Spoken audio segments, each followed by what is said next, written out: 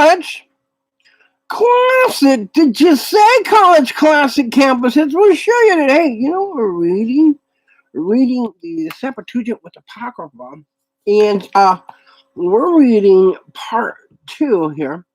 In the first part, we saw how Abraham and Isaac and Ishmael are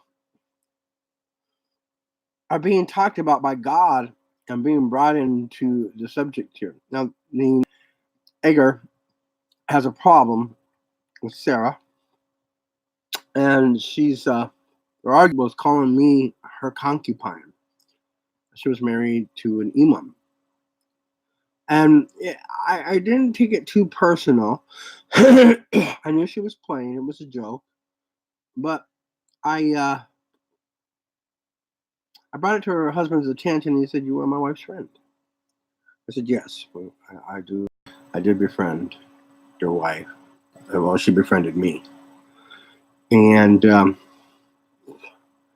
said, "But the concubine thing, it's the people that I congregate with, they don't like it." And he said, "Well, then I guess we're not friends."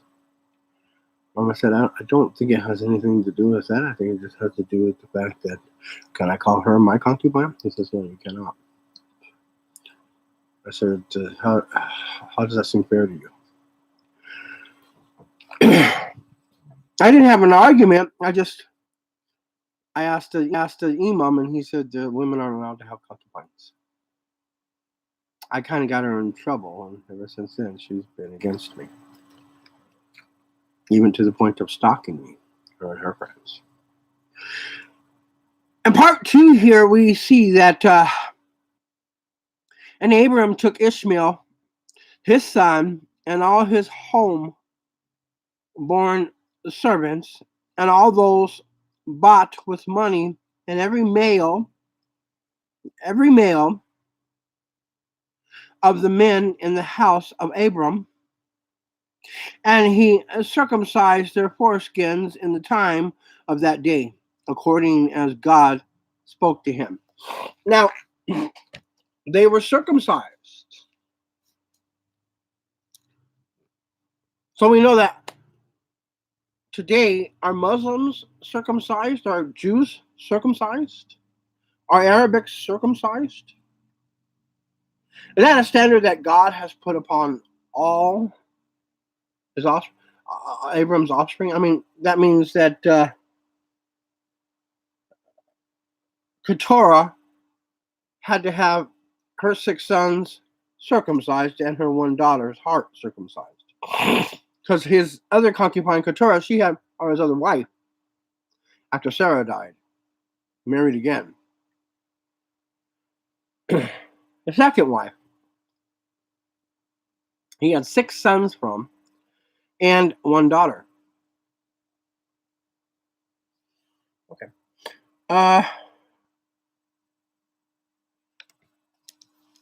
I gotta wonder about this and say to myself, wow, this is very interesting. Is it funny? No, these were, as you can see, these were Abram's name is Abraham. Abram. So it comes from Hebrew. No, it doesn't at all. It comes from a Arab background. So Abram must have been Arab.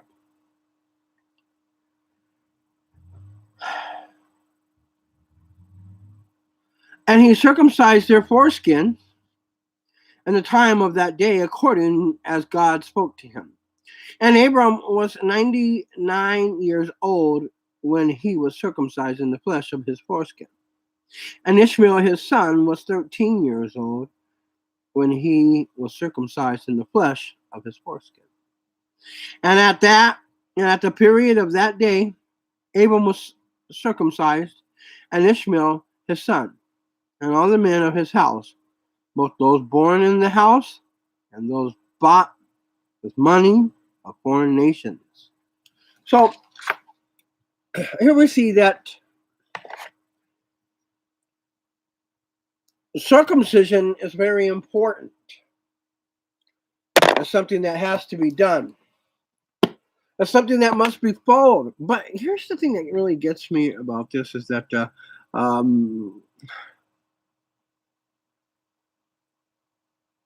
Circumcision is so important today because of its hook.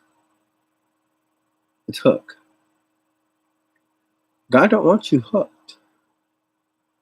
Those are the hooks that God puts in our mouth against us. Do you know why?